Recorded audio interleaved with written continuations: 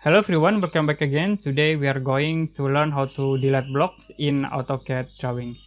For example, here I have this simple floor plan, and you can see we have this a lot of block. You also can use insert command to open block dialog box, and in here you can see in a current drawing we have this all block.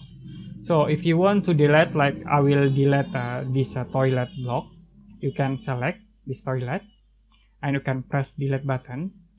The next, to delete in a dialog box, you can use purge command. You can tap purge, press enter, and now you can click on block in here, drop down menu, and check for toilet. This for the blocks, and you can click put check item, so it will be automatically erased from this block dialog box. You can click at this point and it will be erased. You can click close and you can see it will be erased.